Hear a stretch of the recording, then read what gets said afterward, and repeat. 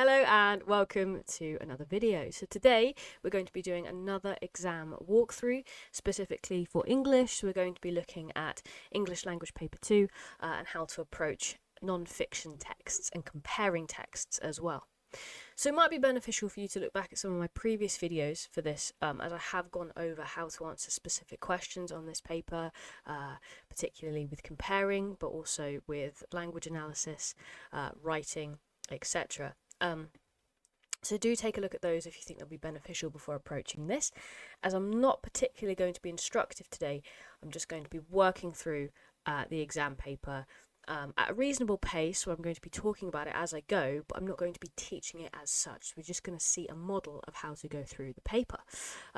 So welcome everybody on YouTube. Thank you for joining. Please don't forget to like, comment and subscribe, and consider joining my Patreon, which will be in the link below. On my Patreon for this video, you'll have access to the exam paper that I'm working through, so you could print it, have a go yourself prior to actually watching the video if you'd rather. But more than that, all of my other videos on Patreon are about double the length, so most of my lessons I tend to go through the theory for both English and maths lessons that I do for GCSE. I go through the theory on YouTube, and then I go through a bespoke worksheet that you'll have access to for the second half of the lesson on the Patreon, so you'll have access to all of those pre-records as well. Okay, and thank you everybody on Patreon for joining. Your continued support is really appreciated, so thank you very much. Okay, so let's get into it. We're going to look at paper 2. So I'm just going to have a look at the opening of the paper here. So if you watched my previous video, which was a walkthrough for paper 1, you'll know that the first thing I did was I read through the questions. So before I looked at the texts themselves, I just read through the questions so that I can anticipate what I'm going to be asked throughout the paper.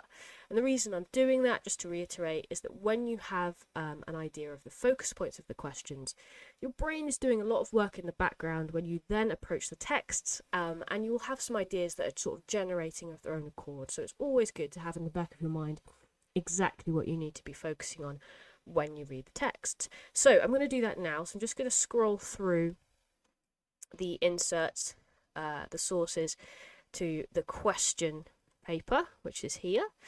Okay, so looking at section A, reading, as with paper 1, you're expected to spend about 45 minutes on this. As I said in the previous paper, the time I'm going to take on it is obviously going to vary because I'm having to spend time talking to the camera a little bit, but also I might make up that time because I'm typing, and most people who take this exam won't be typing, although some of you will be. And just sort of access to this computer, and obviously, you know, I'm telling you how to do it in an ideal way, so it might be slightly quicker for that reason. So don't sort of take the time I'm taking, is my overall point here. Don't take the time that I'm taking today to be how much time you should spend. What I'm going to be doing as I'm going through the questions is just reminding you how much time you should be spending on each question, ideally, and try to stick to those rather than what I'm doing today, because as I say, this extra talking is obviously going to take up time that you're not going to have. So if we look at question 1, this should be a nice 4 easy marks. So you're not going to want to spend a load of time on this. You want to spend a similar amount of time on this question 1 as you would with paper 1, question 1, which was a slightly different format, but again, should be 4 easy marks. So I'm thinking 3 minutes up to 5 minutes, no more than 5 minutes on this one. About 4 minutes would be ideal. So let's have a quick read. So read again the first part of source A from lines 1 to 10. Choose 4 statements which are true. Shade the ovals. In your exam, it normally says circles. I've said ovals because it's more accurate because they are not circles. In the boxes of the ones that you think are true. Choose a maximum of 4 statements. If you make an error, cross out the whole box. If you change your mind and require a statement that has been crossed out, then draw a circle around the box. Now, what's really important is that you take that really seriously, those 4 bullet points that they're saying there. That's not because the examiners are being pedantic and they're not going to give you a mark if you've done it in a slightly different way, as in it's not that they're making that decision, it's that a human being is not going to be marking this question.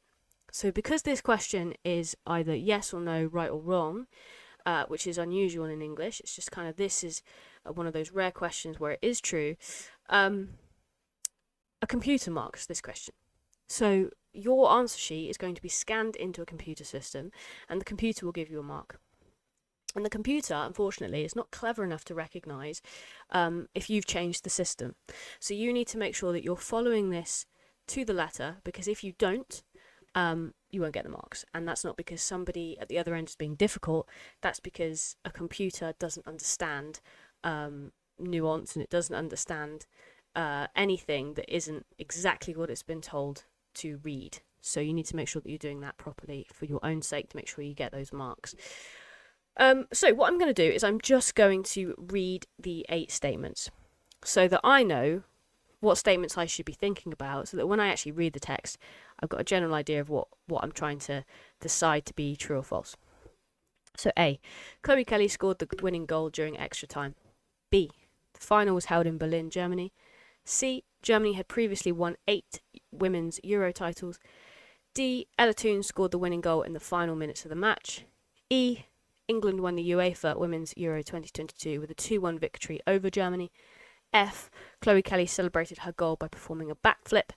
G, the match was played at Wembley in front of 87,000 spectators. And H, England had already won 2 major women's football tournaments before 2022. Okay. So from that, we kind of know what the sources are going to be about. It'll be about the Women's Euros in 2022. Okay, question 2. You need to refer to source A and B for this question. So this is the first comparison question you come across. The football games in source A and source B have different types of audiences. Use details from both sources to write a summary of what you understand about the differences between the 2 audiences. So this question is a comparison question, but it's a summary question. So summary is really important. It'll always be a summary question though, which means that there's no analysis. It's actually quite a simple question, and I'll go through, or I'll show you how I'd answer it in a minute. But what I'm going to highlight, and what I'll always highlight, is the specific focus for this question, which will depend on the text. So in this case, I want to be thinking about the audiences. So that's my main thing so far that I'm going to be thinking about as I read the audiences and the difference between them. Number 3, you now need to refer only to source A from lines 13 to 23. How does the writer use language to describe the impact of the 2022 Women's Euros? So I'm just going to highlight that because that's my focus. My focus is the impact of the 2022 Women's Euros. Question 4. For this question, you need to refer to the whole of source A together with the whole of source B. Compare how the writers convey their different feelings and perspectives on women's football. So on women's football is my focus. Question 4 is always about feelings and perspectives, but women's football is the specific focus here. So in your answer, you could compare their different feelings and perspectives, compare the methods the writers use to convey their different feelings and perspectives, support your response with references to both texts. So from the reading section, obviously I've got a load of statements that I'm going to need to be thinking about, but my main focus is that I'm going to go into the texts as I read them are the differences in the audiences, the impacts of the 2022 Women's Euros, and perspectives and feelings on women's football in general. So those are my 3 focuses I know to be thinking about when I read. I will briefly read as the task for section B, because it'd be good to have that kind of whirring in the background as you go as well. So this is our transactional piece of writing, our non-fiction piece of writing, often persuasive. So you're advised to spend about 45 minutes on this section, writing full sentences. You are reminded of the need to plan your answer. You should leave enough time to check your work at the end. So that's the same advice that you get for the writing section in paper 1. So you get a statement like this. There are certain sports that are more appropriate for girls and some that are more appropriate for boys. It's important that schools play to students' strengths by allowing girls to focus on sports that they are naturally good at, like netball and tennis, whilst allowing boys to excel at sports they're naturally good at, like football and rugby. Write a letter to the Education Secretary in which you argue your point of view on this change to the PE curriculum. Okay, so decide your point of view on that statement. Argue your case for or against it, however you might feel. Okay, so one thing I do want to point out And you do want to be careful with this piece of advice because it's not actually always the case. But more often than not, question 1 is going to ask you to look at some part of source A. Question 2 is going to ask you to compare, so you're going to have to look at source A and B for question 2. But question 3, now this is where it's not always the case, but it tends to generally be, will mostly ask you to look at source A for analysing language. Now this isn't always, sometimes they're a bit mean and they ask you to look at source B. The reason they often ask you to look at source A is because source A is often the more modern text, and therefore analysing language is not quite as difficult. So if they ask you to look at source B, they're being a little bit mean, I think. But generally speaking, questions 1 and 3 will ask you to look at source A only. Questions 2 and 4 ask you to look at both. So in terms of the order you approach things, my initial inclination would be to read source A, answer questions 1 and 3, then read source B and answer questions 2 and 4. So that you're not reading a whole load of text by reading both of them at once and then approaching the questions, which are obviously focused on specific bits. You're only reading one text at a time. So for me, that makes the most sense. So the first thing I'm going to do before I answer question 1 is I'm going to read source A. Okay. Right, source A. A contemporary sports magazine known for championing inclusivity and innovation. Written by Jasmine Cole, the article celebrates England's Euros 2022 victory and the growing prominence of women's football. So England's Lionesses roar to victory. In a moment that will echo through generations, England's Lionesses clinched the UEFA Women's Euro 2022 title with a thrilling 2-1 victory over Germany at Wembley Stadium. The win marks England's first major tournament triumph in women's football, igniting celebrations across the nation and cementing the team's place in sporting history. Chloe Kelly's extra-time goal, punctuated by her iconic shirt-swinging celebration, sent the 87,000-strong crowd into raptures, while Ella Toon's earlier strike showcased the team's tactical brilliance and composure under pressure. Germany, a formidable opponent with 8 Euro titles to their name, fought valiantly, but England's resilience and unity proved decisive. Manager Serena Wiegman, who previously led the Netherlands to Euro glory, has now etched her name into English football folklore. Her calm leadership, strategic acumen, and unwavering belief in her squad have transformed the Lionesses into a force to be reckoned with. Under her guidance, the team has not only won matches, but captured hearts. The tournament itself was a watershed moment for the women's game. With record-breaking attendances, millions tuning in across the globe, and wall-to-wall media coverage, Euro 2022 shattered long-held assumptions about the marketability and appeal of women's football.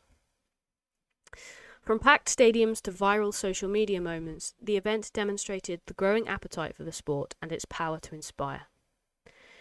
Beyond the pitch, the Lionesses have become cultural icons. Their success has sparked conversations about gender equality, investment in grassroots football, and the visibility of female athletes. Players like Leah Williamson, Beth Mead, and Alessia Russo have become household names, not just for their skill, but for their authenticity and advocacy. As chants of football's coming home rang out across the country, it was clear that this victory was more than just a sporting achievement. It was a statement.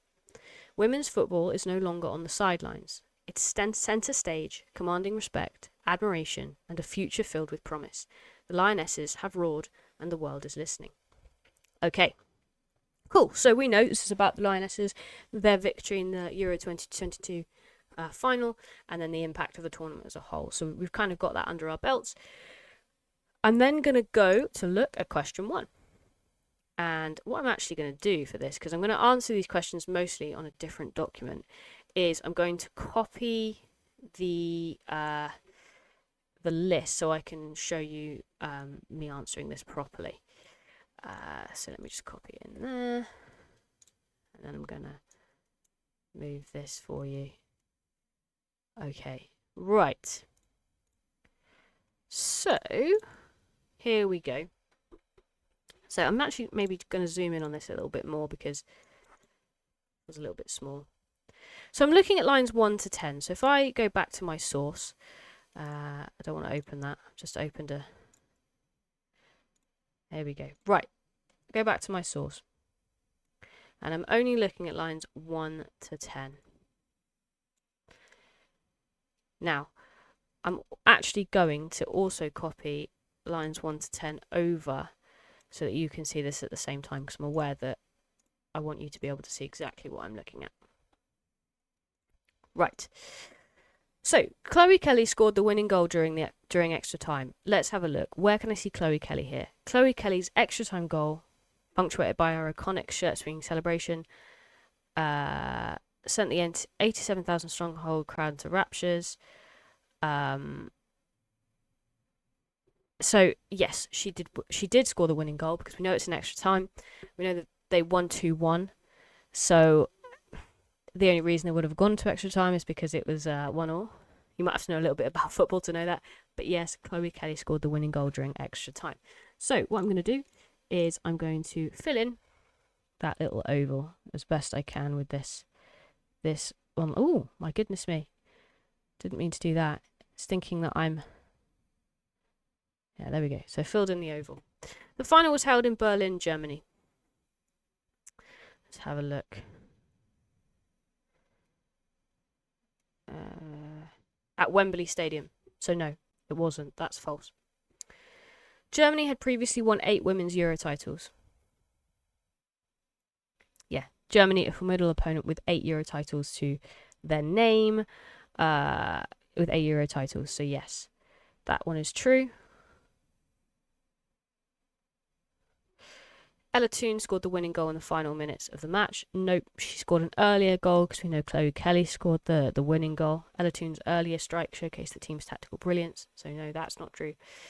England won the UEFA Women's Euros 2022 with a 2-1 victory over Germany. Yes, we know that to be true. We can see that there.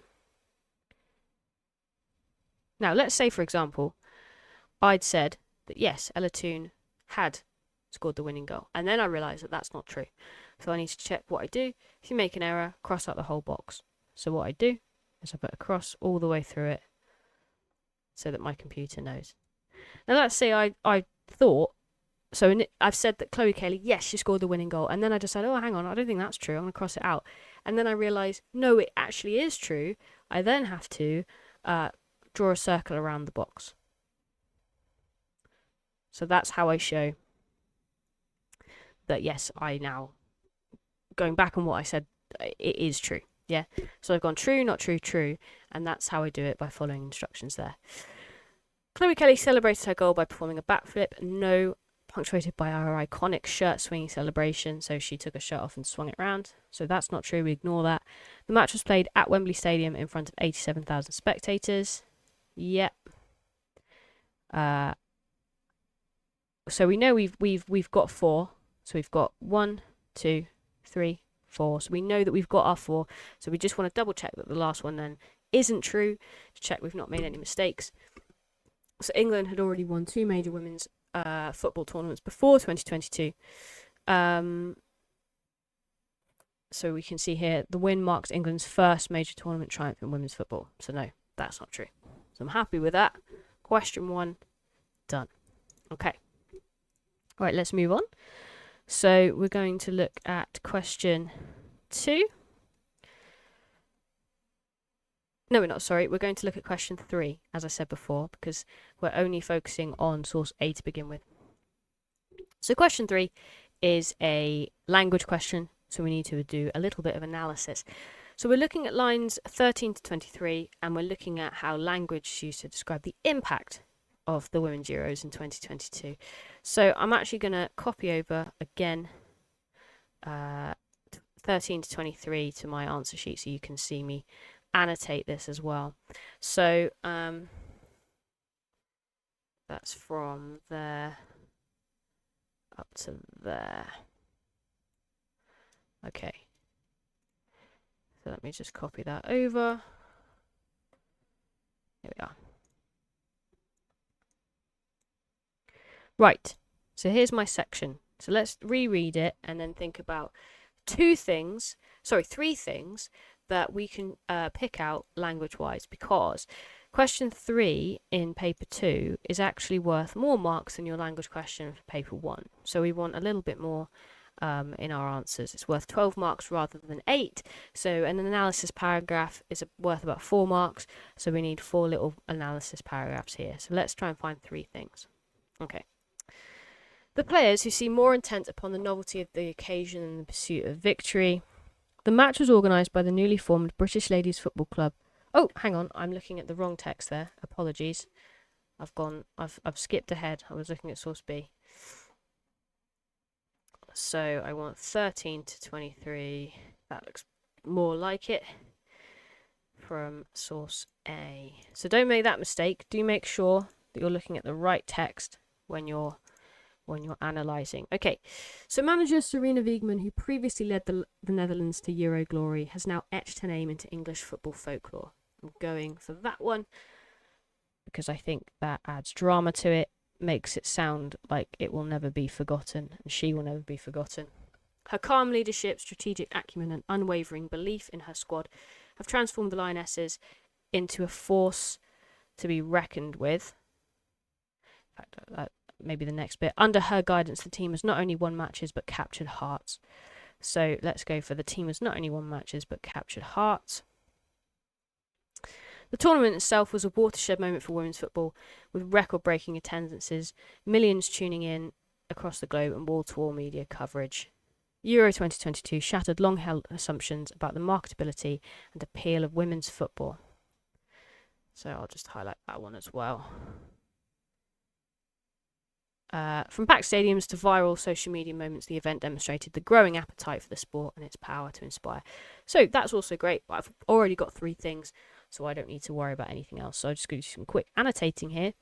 I've got some alliteration with football folklore. Makes it sound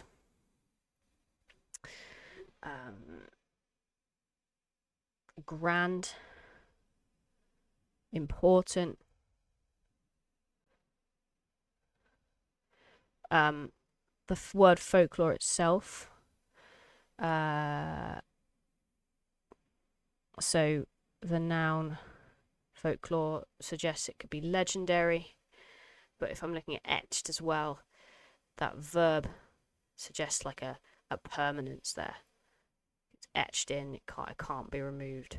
So all I need to do when I annotate the language is make sure I identify a main technique, its effect, and then zoom in on a word or two, identifying word class and that its effect.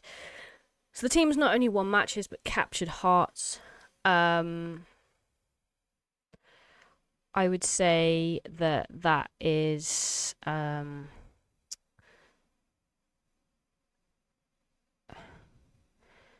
so captured makes it sound, it's personifying the team. Well, I suppose the team, maybe we'll just say it's a metaphor. So we've got a metaphor here.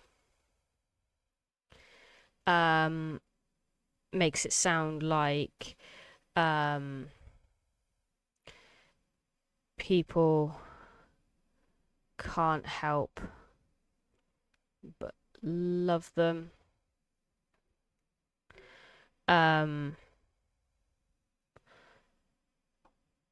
It's emotive as well, isn't it?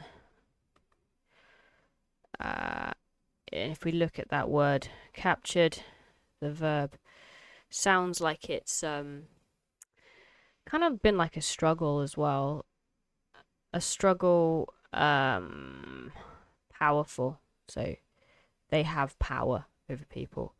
Euro 2022 shattered long-held assumptions about the marketability and appeal of women's football. Yeah, so again, that's a metaphor in that it's shattering something. Shows that old beliefs completely destroyed, can't go back. If we look at the word assumptions as well, the noun suggests that old beliefs were not based on evidence. So they were complete assumptions, and basically this tournament has proved that wrong. Okay, great. So I'm going to use that to answer my question 3. So I'm going to put question 3 there. So I'm just going to go straight into it with analysis. I don't need an introduction. I'm just going to go straight in with my first one. So the writer uses alliteration in the line, etched her name into English football folklore.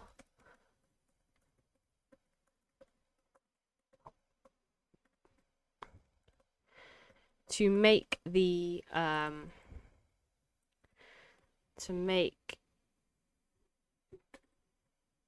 Serena Wiegman sound legendary, and make the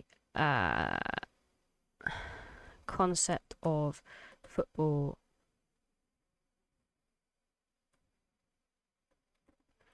folklore sound let's say football history sound grand, but also slightly magical, as if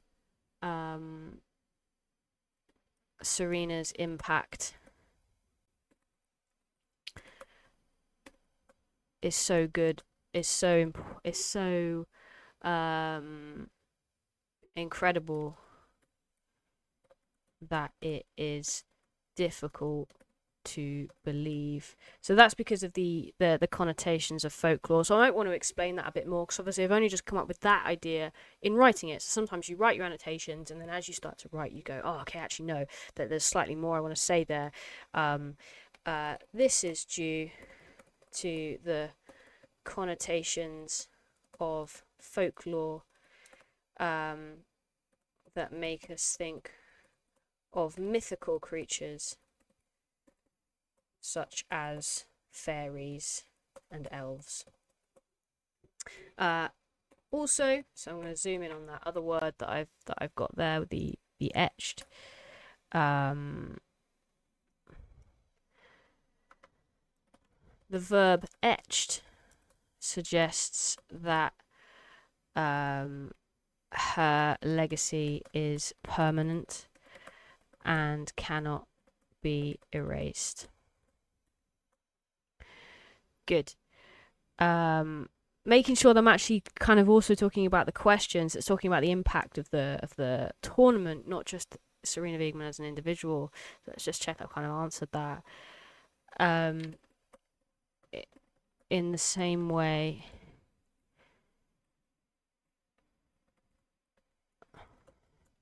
that the legacy of the tournament as a whole cannot be forgotten. Okay, good.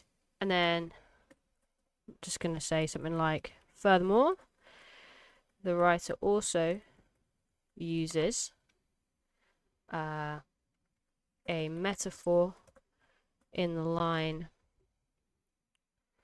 team has not only won matches but captured hearts. The team has not only won matches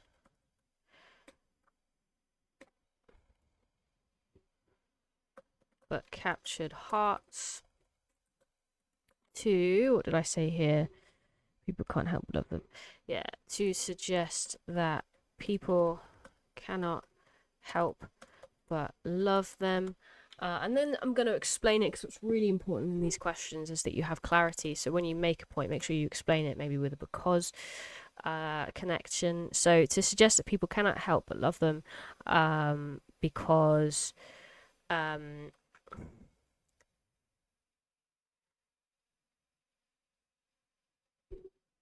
team have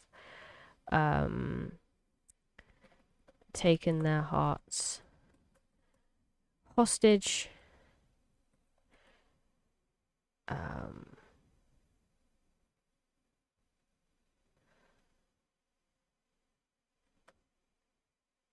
just say that, because the team have taken their hearts hostage. I'll then add this thing about the fact that it's emotive. This metaphor is also emotive to emphasize the personal impact the Euros has had on individuals. Assumption. No. Where are we? Captured. Yeah. Also, the verb captured.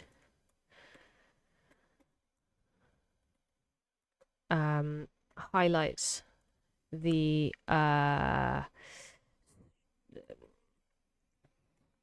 struggle that the team have had to undergo in order to win people's affections. Love for women's football has not been an easy thing to win.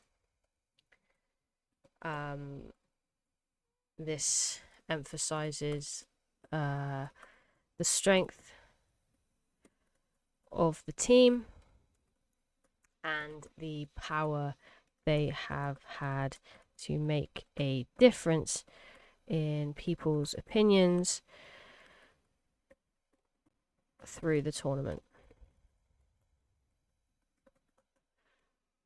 Lastly, we've got a metaphor again. The writer uses another metaphor in the line Euro 2022 shattered long-held assumptions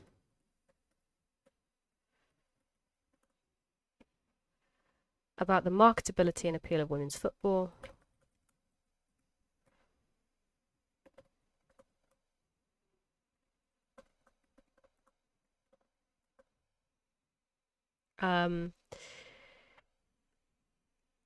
To show that the old beliefs,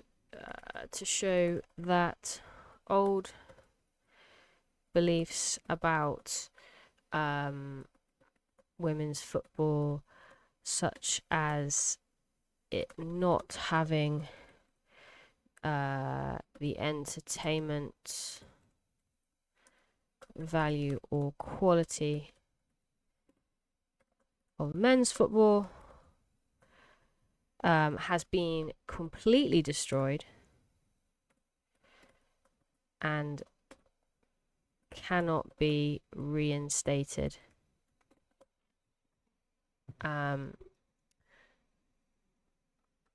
Also, the noun assumptions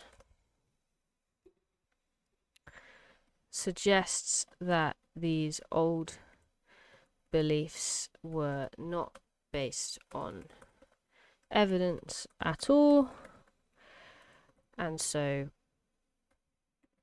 no longer hold any weight now that the Euros have proved them wrong. There we go. Question 3 done. So 3 analysis paragraphs. Each one I've identified a main technique. I've quoted. I said the effect. I've then zoomed in on a specific word to do some single word analysis and making sure that I'm always referring back to the question. Great. Okay, so now what we have to do is read source B so that we can answer questions 2 and 4. So let's have a go at doing that. I'll go back to source B here and have a little read. Okay, source B, a fictional Edwardian periodical aimed at male sports enthusiasts. This piece by Mr. Archibald Penrose reflects early 20th century scepticism towards women's football, capturing the novelty and social tensions of the time. Ladies take to the field, a curious spectacle. What I'm actually going to do before I read this one is just zoom in slightly more because it's a little bit small. There we go. Okay. In a most unusual display of athletic ambition, a group of young ladies gathered upon the green at Crouch End this past Saturday to partake in a match of association football. The spectacle drew a modest crowd, many of whom expressed both amusement and bewilderment at the sight of women engaging in a sport so vigorously associated with the masculine domain. The teams, dressed in modest attire befitting their station, long skirts and high-buttoned blouses, showed commendable enthusiasm, though their movements lacked the finesse and strategic acumen typically observed in the gentleman's game. The ball was kicked with gusto, and several goals were scored, though the precise tally appeared of little consequence to the players, who seemed more intent upon the novelty of the occasion than the pursuit of victory. The match was organised by the newly formed British Ladies Football Club, whose members have declared their intent to promote the game among women of good character and sound constitution. Miss Nettie Honeyball, the club's founder, had been quoted as saying that football offers vigour and discipline to young women, though her views have met with resistance from certain quarters. Critics of the event have voiced concern over the propriety of such exertions for the fairer sex, citing potential risks to health and decorum. One physician, writing in The Lancet, warned that excessive physical strain may compromise feminine delicacy and maternal aptitude. Yet others, more progressive in their outlook, hailed the match as a sign of changing times, wherein women may seek wholesome recreation beyond the parlour and promenade. The crowd, composed largely of curious onlookers and a smattering of supportive family members, responded with polite applause and occasional laughter. A few gentlemen were heard to remark upon the surprising spirit of the players, though others dismissed the affair as a passing fad. While it remains doubtful that ladies' football shall ever rival the men's leagues in popularity or seriousness, one cannot deny the spirited nature of the participants. Should such matches continue, it may be prudent to establish rules and standards to ensure both safety and civility on the pitch. Whether this is the beginning of a new chapter in women's recreation or merely a fleeting novelty, only time shall tell. Okay, so a bit of a different situation here. If we remind ourselves of question 2, which is what we're going to be looking at now, we've been asked to summarise the differences between the two audiences. So, there isn't actually a great deal of information on the audience in the second source. So let's have a quick look. A modest crowd, many of whom expressed amusement and bewilderment. Yeah, okay, so we've got something there. So we've got, in this source, the audience are amused because of how novel this is, because it's women, because it's unusual. It's almost like a spectacle in itself simply because it's women, not because it's a game of football. And then down here, curious onlookers and smattering of supportive family members responded with polite applause and occasional laughter. So a very small audience who they're not particularly excited, right? So with question 2, what we want is 2 paragraphs that are summary paragraphs, but they're comparison paragraphs. So we want 2 direct comparisons. So if I'm thinking about the crowd in source A for the Women's Euros, igniting celebrations across the nation and cementing the team's place in sporting history, 87,000 strong crowd in raptures. So the first difference between these 2 types of audiences is that one of them is on a huge scale, one of them is on a really small scale. That's a direct comparison. What you don't want to do with direct comparisons or with comparisons is not make them direct. So you don't want to say one of the crowds were big, the other were annoyed, because those 2 things are not opposites. You need the opposite. So we've got big crowd, small crowd, in simple terms. We've also got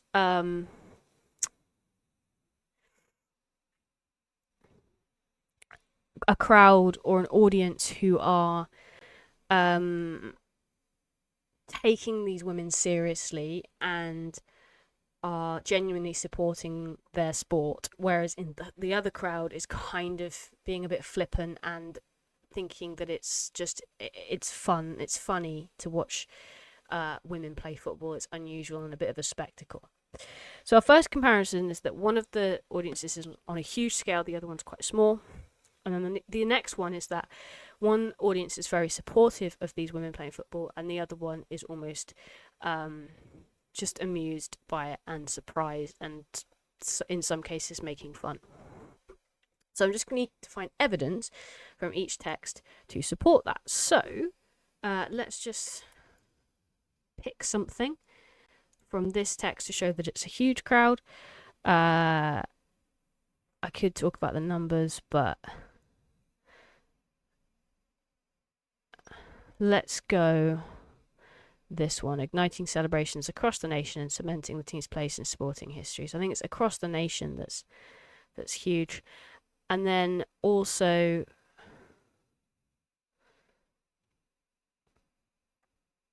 here Their success has sparked conversations about gender equality, investment in grassroots football, and the visibility of female athletes. So people are having conversations as a result of this, watching them. Yeah, good.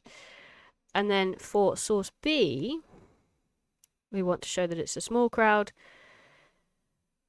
We could pick that, the modest crowd, but I think there's a better one here. So I'm actually going to go for this to compare people's opinion of it. Amusement and bewilderment at the sight of women engaging in a sport so vigorously associated with the masculine domain. So they're finding it quite amusing that women are doing this. And then down here,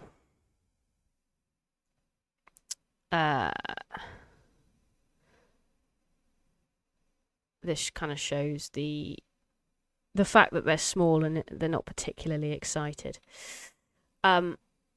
Great. Okay, so let's make a start on this then. So just gonna flip it to this page, and I'm gonna put question 2 here, so it's kind of in the right order. Obviously, on your question paper, you'd have it in the right order anyway. So my first comparison is that one crowd is huge and really excited, and the other crowd is small and not particularly excited. So in source A,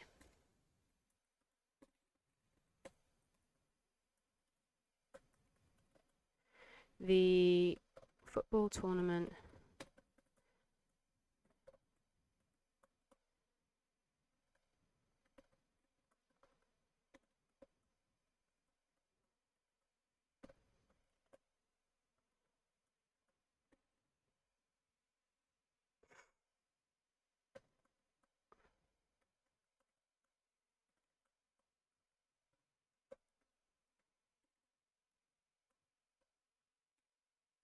I just make a point and then I quote it. So for example, igniting celebrations across the nation and cementing the team's place.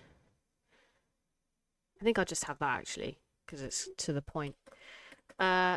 This shows that the audience reach was across the entire country, and that all of these people seemed to be celebrating the wins of the Lionesses, showing that they were behind them and were excited to watch. This is different to source B, which shows a very small audience who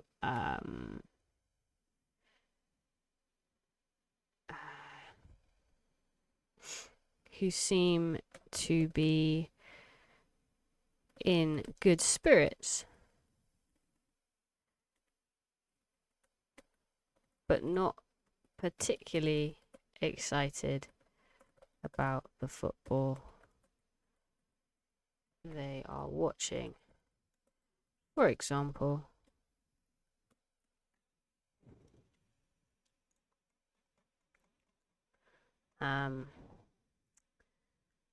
curious onlookers and smashing.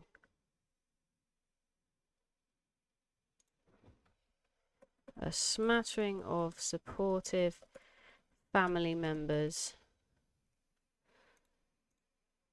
responded with polite applause and occasional laughter.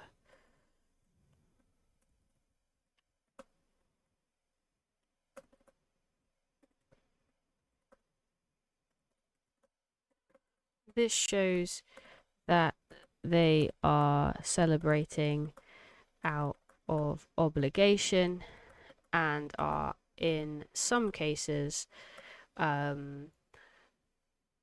perhaps making fun of the game rather than enjoying it for the sport itself.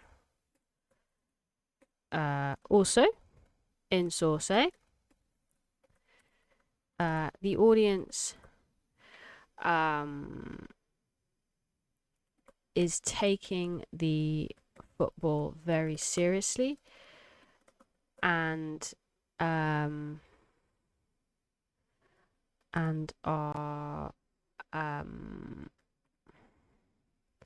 engaging in more political and social conversations as a result of the football they are watching. For example,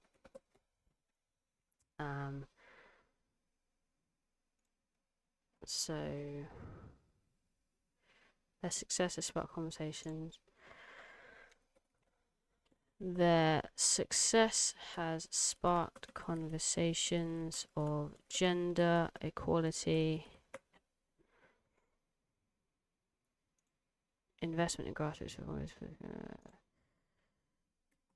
investment in grassroots football, and the visibility of female athletes.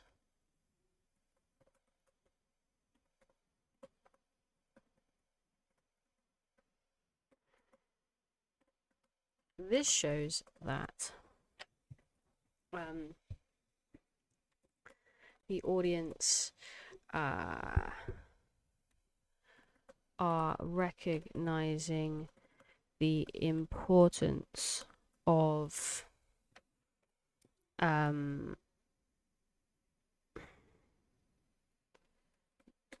representation of women in sports, and are seeing a real world value in the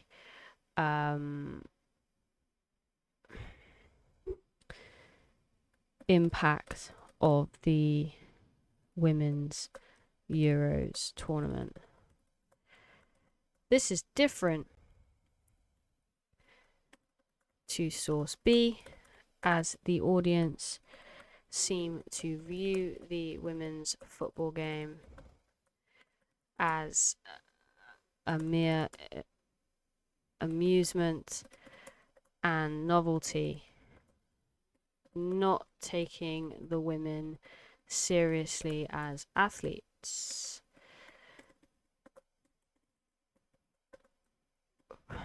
For example,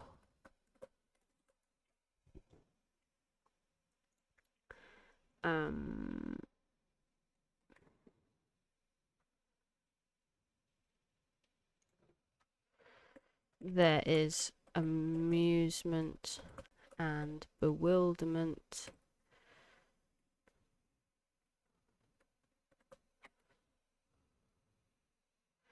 at the sight of women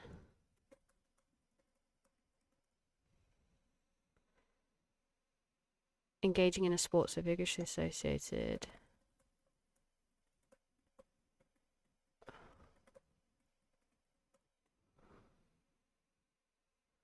with the masculine domain.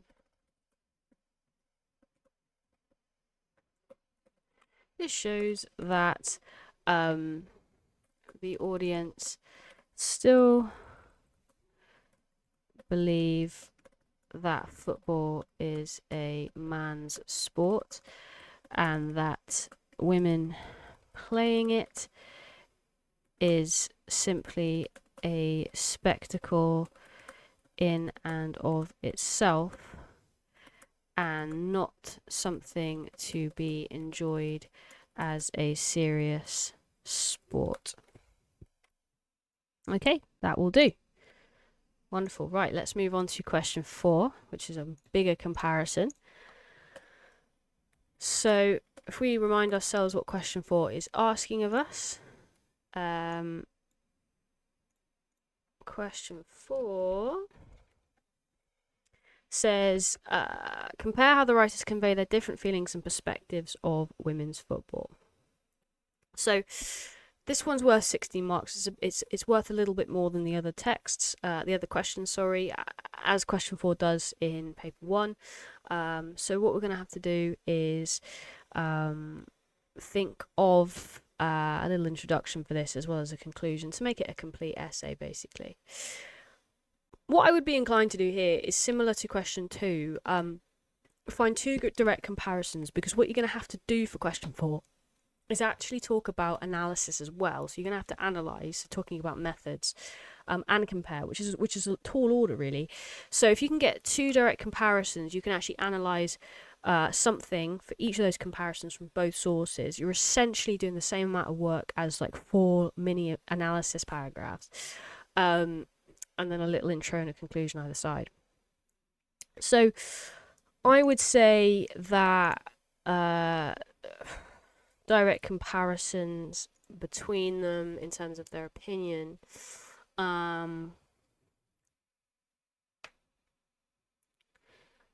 is that,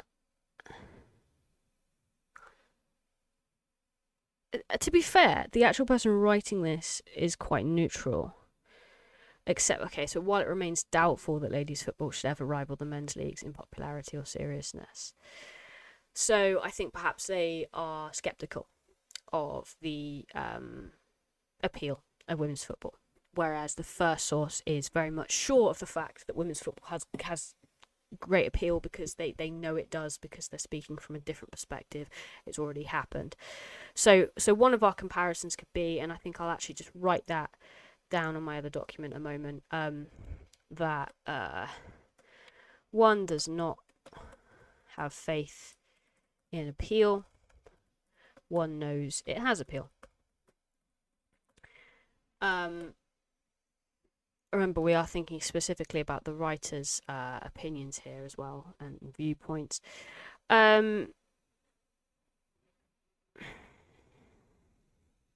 Basically, this person doesn't think it's as good as men's football. That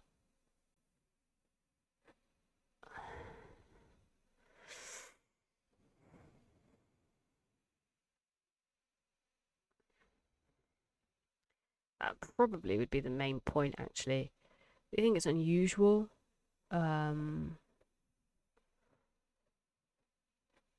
Fitting their station.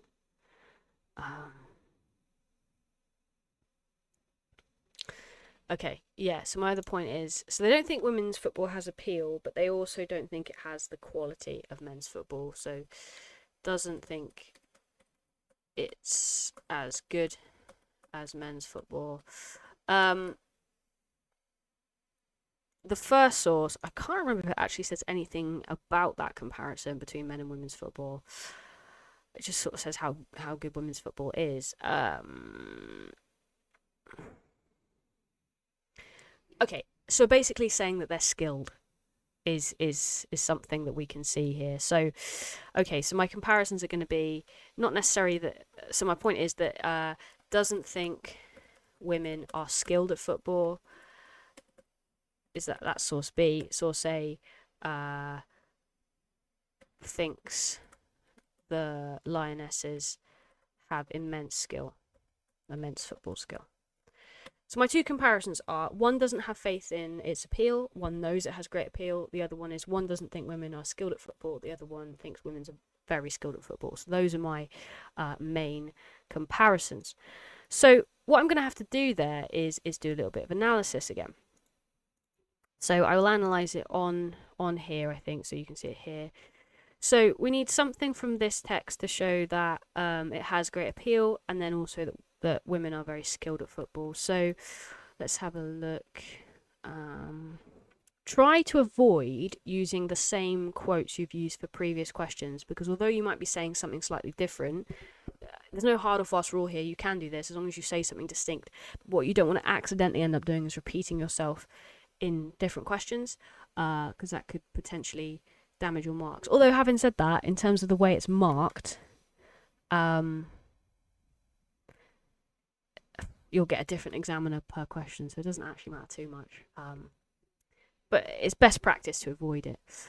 Okay, right, I'm going to go here. The team's tactical brilliance and composure under pressure.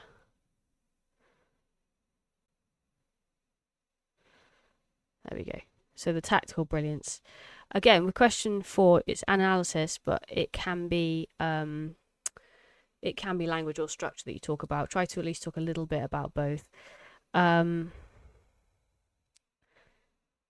So I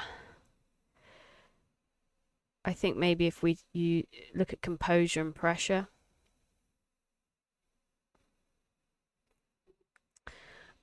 you can talk about the semantic. Oh, my pen's being a bit funny again. Apologies. It's sort of glitching out a little bit, so it's difficult to write with. Semantic field of I want to say pressure, but something else. I'm actually going to say semantic field of strength here, because it's kind of linked to that, and that's to show that they're skillful regardless of situation.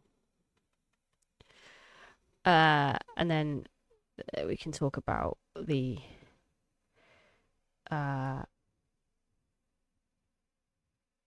abstract noun phrase here, because brilliance is an abstract noun.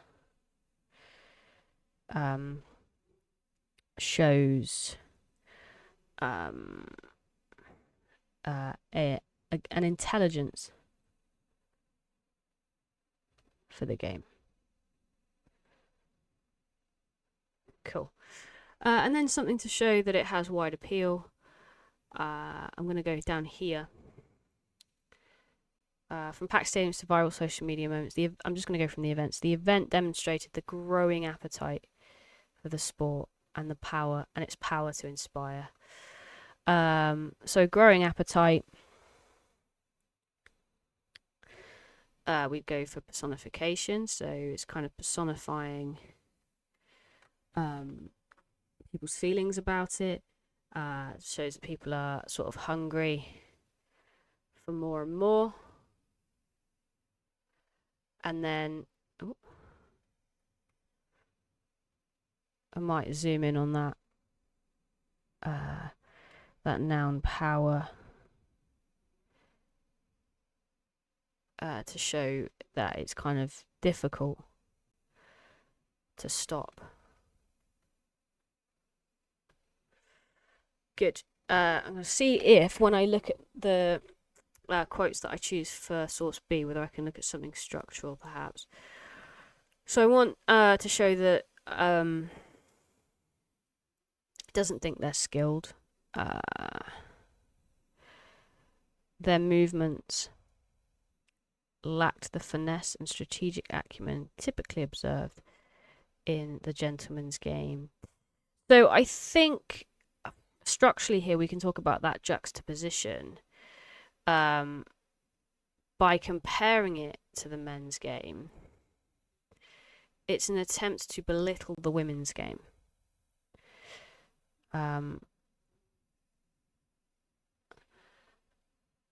By making that direct comparison. Attempt to belittle.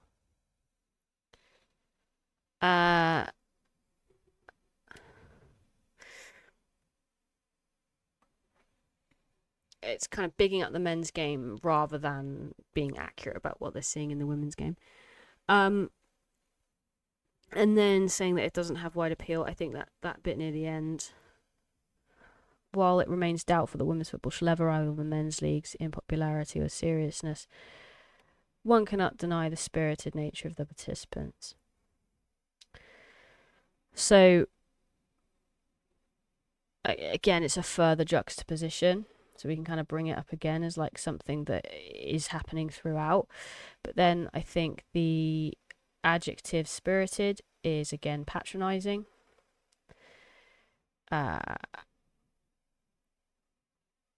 And doubtful.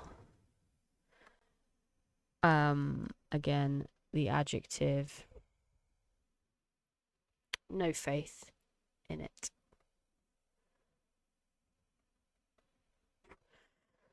Okay, right, so then we can get to writing this answer. So the first thing we're going to do is just write a little introduction for it. So those are my overall points. I'm going to use that to kind of write an introduction. If I look again at my question, just so I can use the words in the question, it's always best to do that.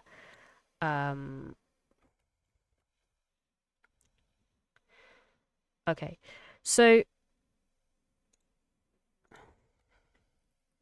in source A, the writer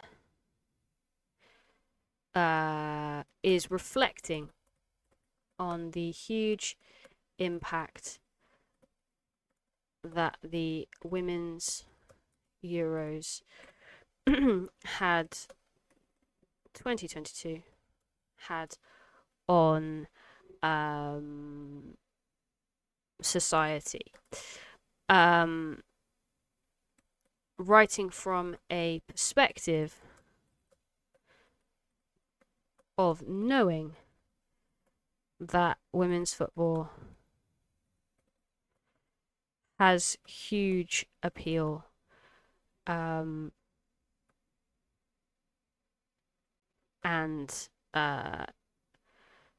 support. Source B, however, is writing at a time long before women were able to take football seriously in a professional capacity, and therefore expresses huge doubt about its potential for appeal to the masses. Furthermore,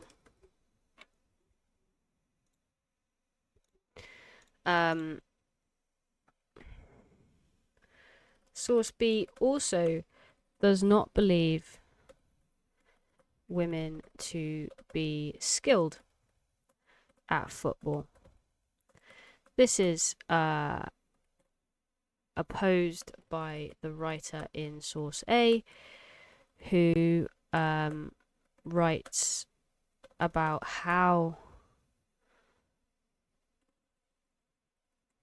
the high level of skill they witnessed watching the Lionesses play in the Euros. So for my intro, I'm just summarizing my main points. Then what I end up doing is I go into my analysis by expanding those points in my main paragraphs. And what that intro can actually serve for you to do as well is it's kind of serves as an as a plan, so you stay focused on what you're going to write next. Okay, so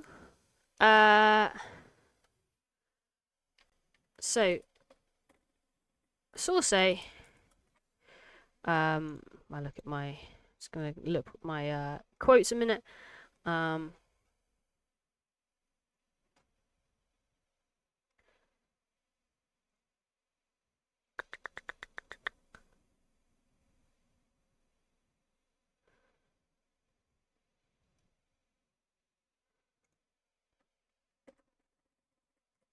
The writer in source A uses, I'm just going to go into my analysis,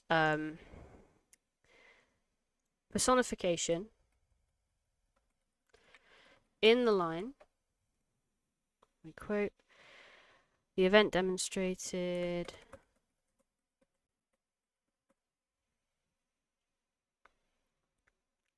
the growing appetite for the sport and its power to inspire.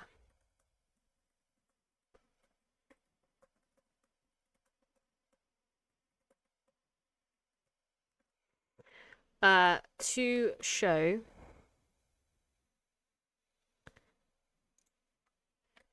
that they believe the society has been hungry for women's football, and that hunger is only continuing to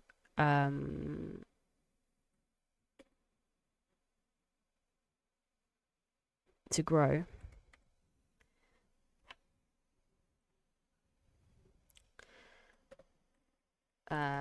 showing that there is desire to consume more content surrounding women's football. Also, the noun power demonstrates that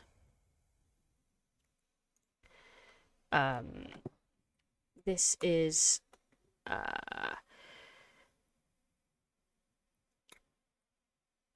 not something that would be easy to remove from the public zeitgeist now that the hunger for it has been unlocked. In contrast to this, source B finds it difficult to believe that women's football holds any appeal whatsoever. The writer uses, what did I say for this one?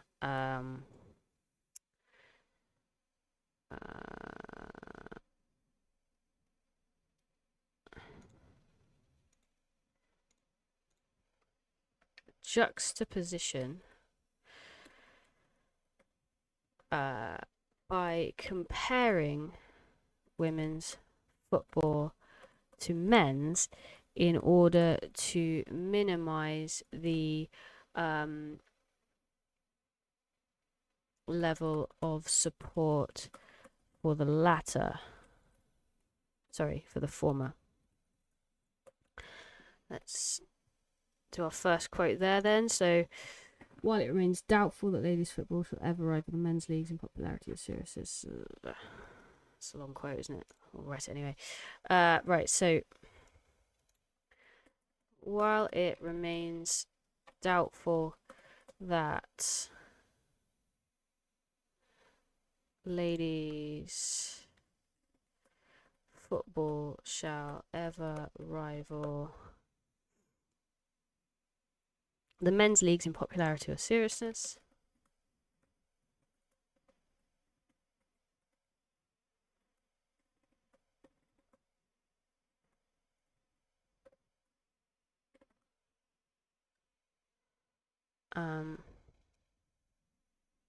one cannot deny the spirited nature of the participants.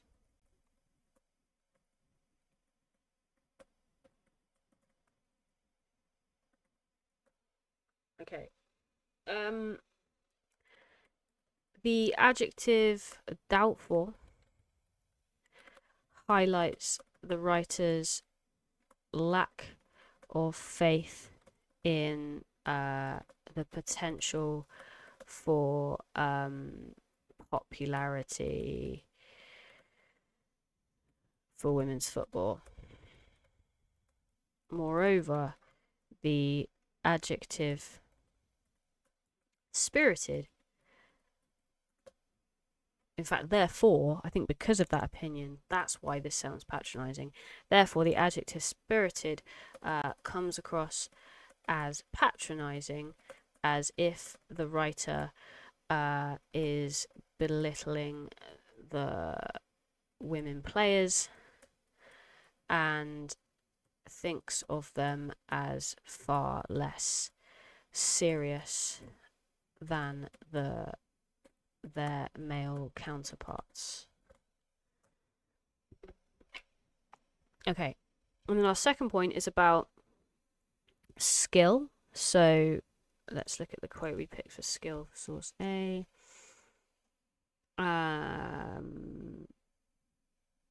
Yeah, okay. To express their opinion that women are very skilled at football, the writer in source A uses a semantic field of strength in the line the team's tactical brilliance and composure under pressure.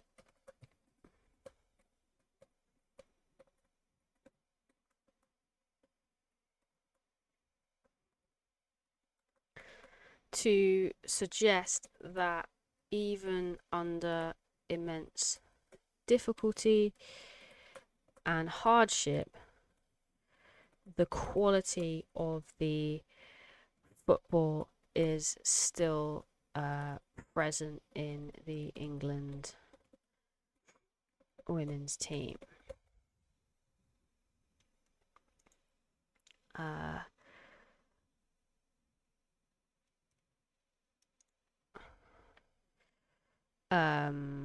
This is emphasized by the abstract noun phrase tactical brilliance.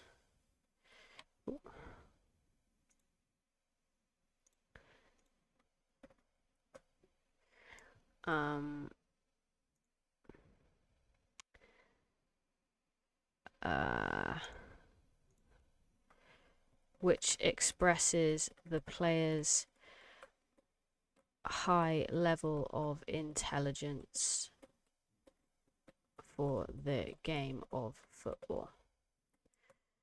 On the other hand, the writer in source A again utilizes a juxtaposition between male and female football players in an attempt to undermine the skill of the women. We see this in the line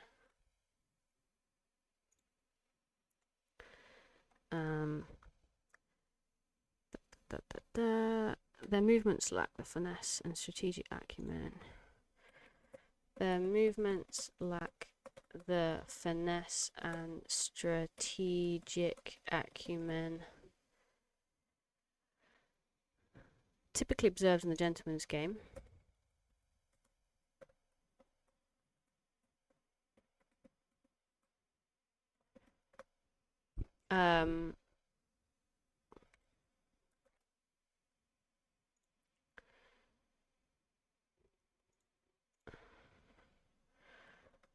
By focusing on the high quality of the men's game through the use of the noun finesse and adjective strategic, the writer undermines the women's ability by only describing them as a direct opposite to the men.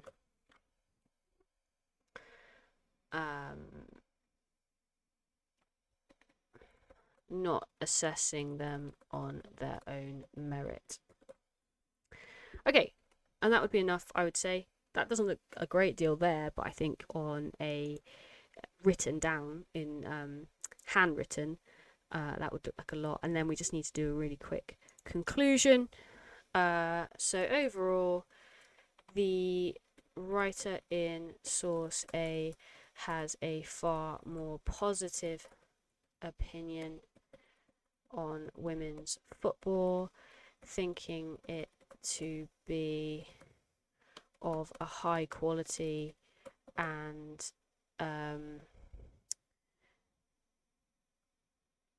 expressing that they think it has wide appeal.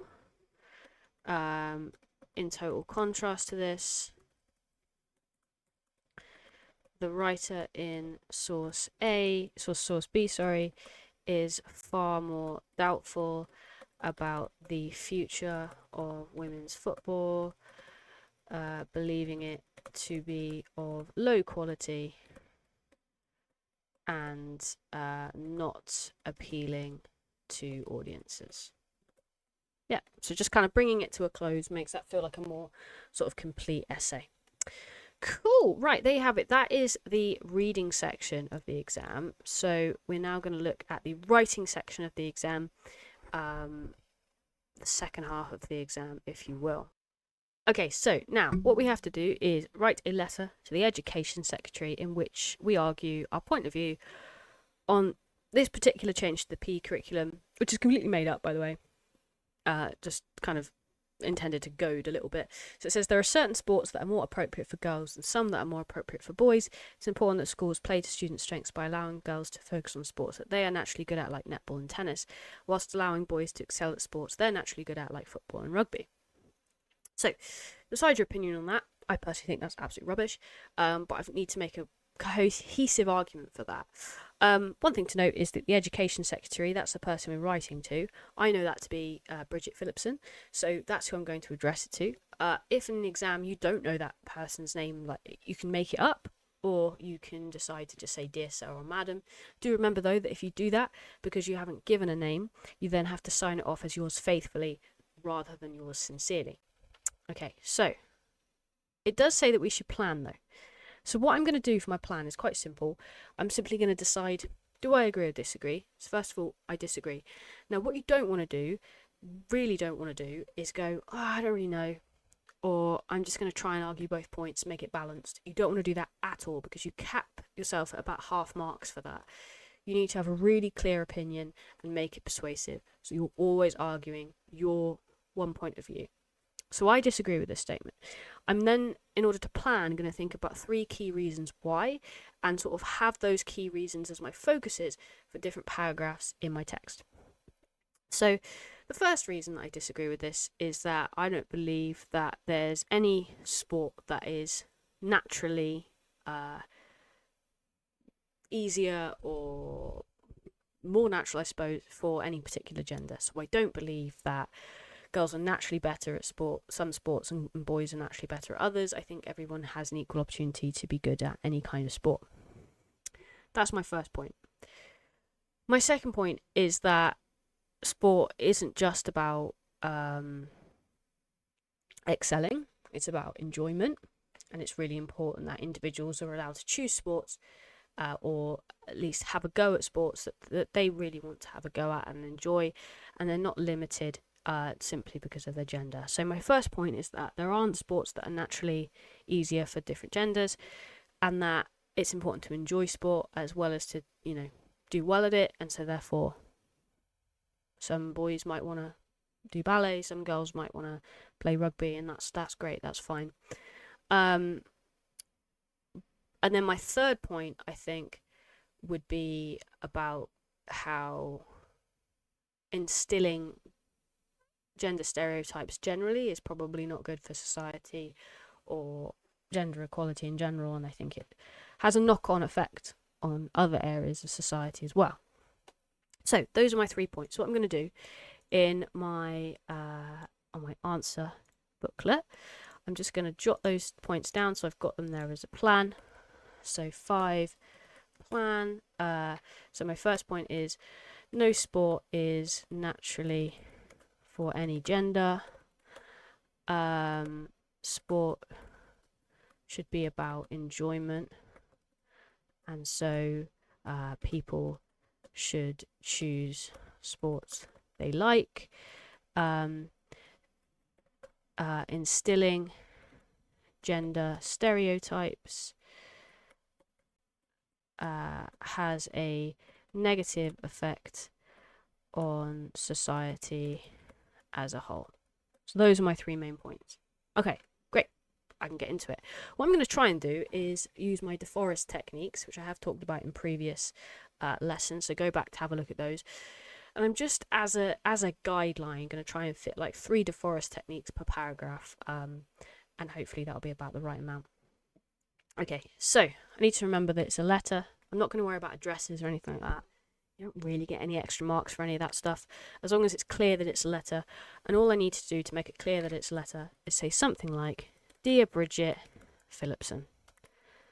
And then I'm going to have like kind of a subject line at the beginning. So I am writing to you about your recent statement regarding the PE curriculum.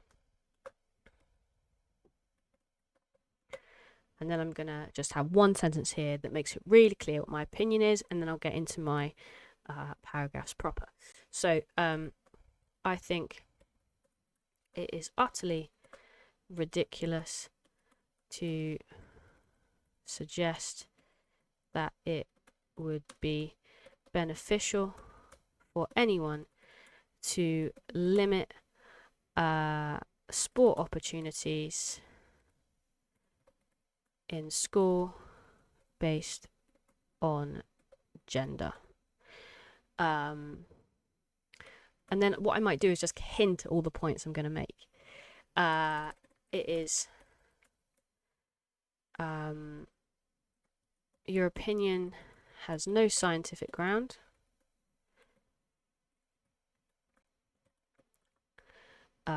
It will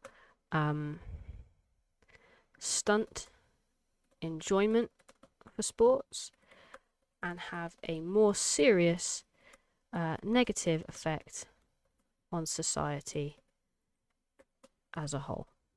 So I kind of touched on all the things that I'm going to say in my main paragraphs just in that intro. So in that intro as a letter, I say what I'm writing about, what my opinion is, touch on the points I'm going to make. Then I go into my main paragraphs. Okay. Right, so to suggest that any given sport is more naturally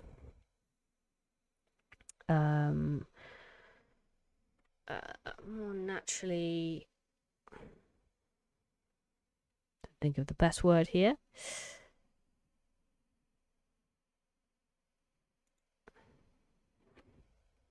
Designed for boys or for girls.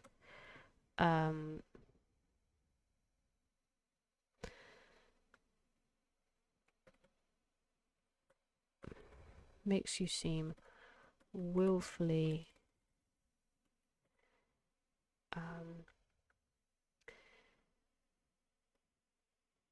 not willfully, I'm going to go woefully ignorant and small-minded.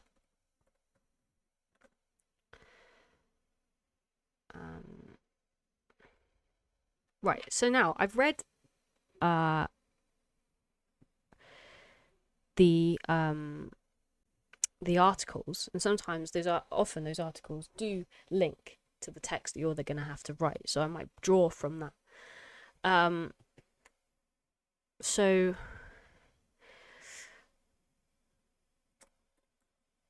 after professing that football is better suited to boys, how would you explain the this to Ella Toon following the Lionesses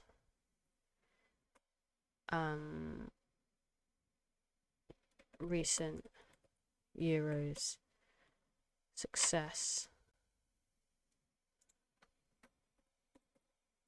What I'm doing here is I'm using an anecdote. So I started off with direct address, you. I'm continuing this direct address, but I'm using an anecdote in that I'm referencing something that's like a short story, I suppose. That's not my anecdote, but it's the Lionesses anecdote. Also, how... That's the question.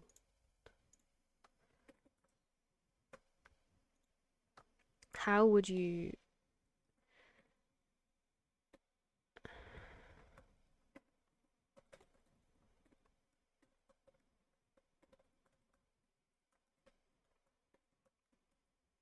You can make these people up, by the way, who don't know these cultural references.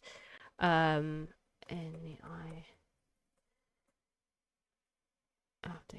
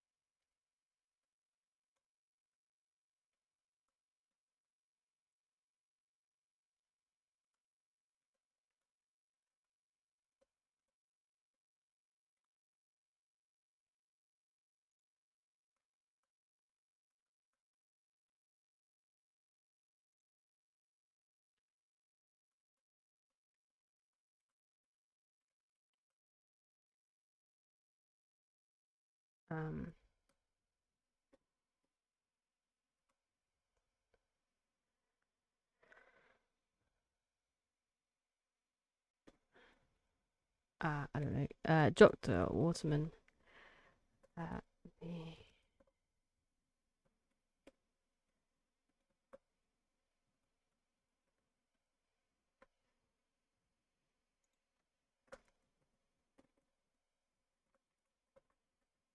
This is my facts I'm using. I actually am making this one up. We just make someone up, make it sound believable, and say that an expert said this, which kind of proves their point wrong.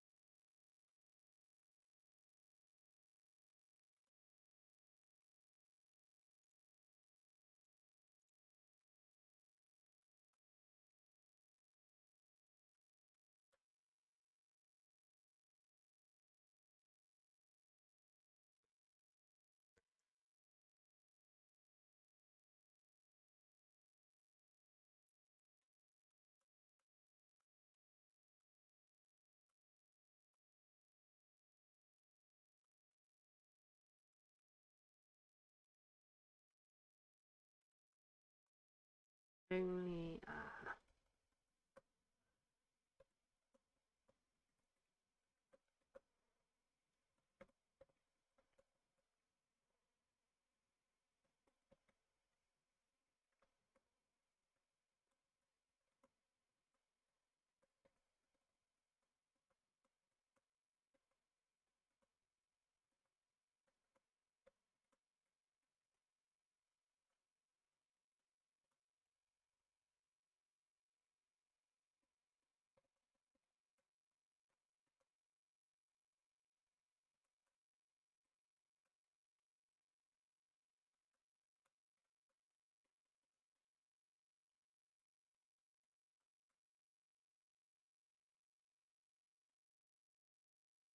Putting a semicolon here to make sure I'm using interesting punctuation as well.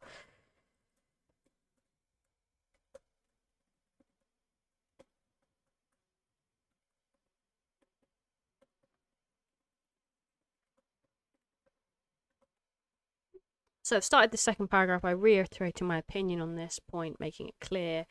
And then I'm going to include yet another. I've already done a rhetorical question, but I'm going to do another one.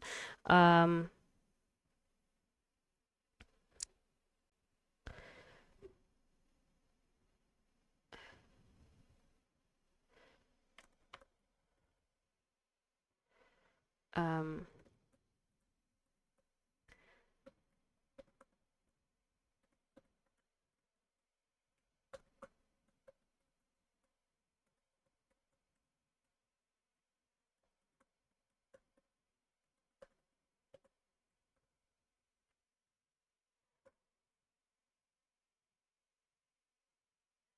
I'm going to repeat as well.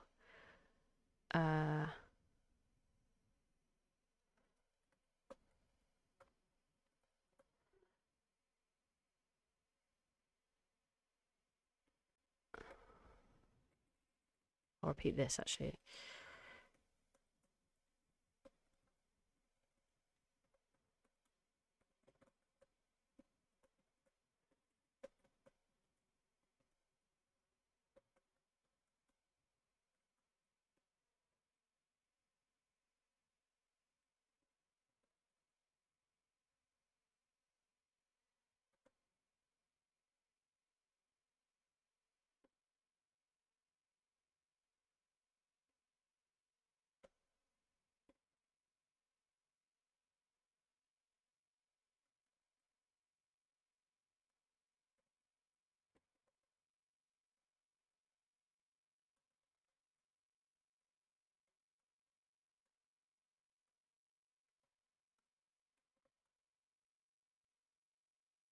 This should not.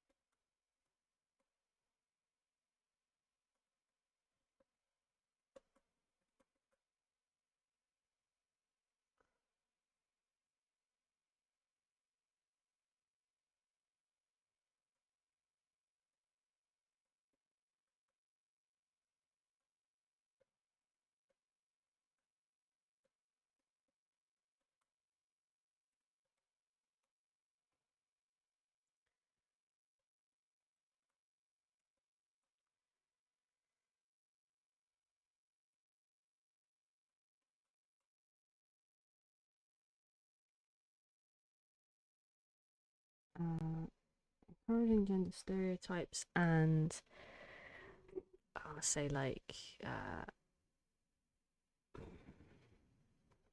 opposition, like dichotomies in any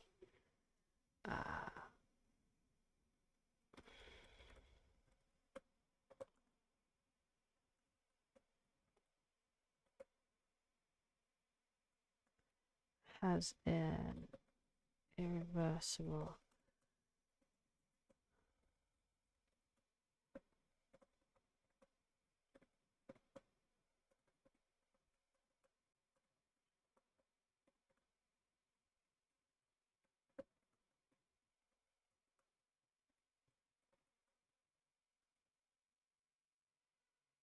um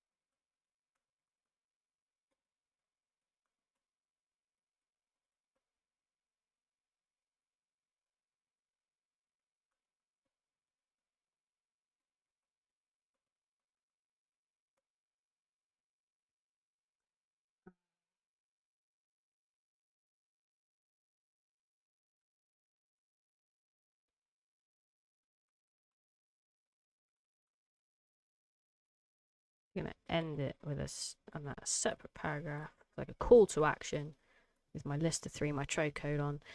Let's revoke this.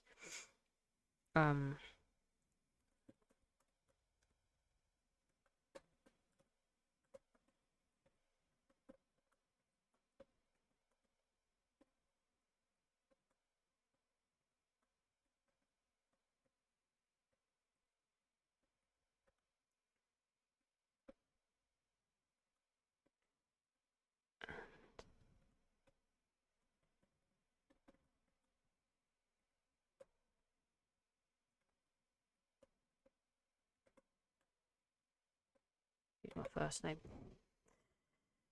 Cool. Probably put a surname there. You don't have to put your real name, but tend to put a surname at the end. I'll just read that once because this is what I would do anyway in the exam. I'd read through it, maybe change a couple of things, add in a bit of punctuation as I go, and then I will end the video after that. But generally speaking, you can do a little intro with subject line. If it's an article, you don't obviously have to do that I'm writing to you because, but you need to make sure that you make the form clear so you know what form you're writing in. But in that little intro, you make your opinion clear, and then you kind of touch on the things you're going to expand on later. And then throughout these paragraphs, what I've done is I've used my DeForest techniques to guide me in terms of what I should write next. So I'm writing using techniques, and I've also tried to vary my punctuation a little bit. I probably could have done a little bit more of that, but that'll be fine. I've also tried to use some interesting vocabulary as much as possible. Okay, so dear Bridget Phillipson, I'm writing to you about your recent statement regarding the PE curriculum. I think it's utterly ridiculous to suggest that it would be beneficial for anyone to limit sport opportunities in school based on gender.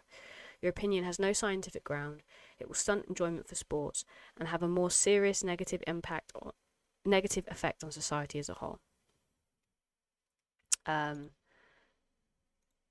To suggest that any given sport is more naturally designed for boys or for girls makes you seem woefully ignorant and small-minded. After professing that football is better suited to boys, how would you explain this to Ella Toone following the Lionesses' recent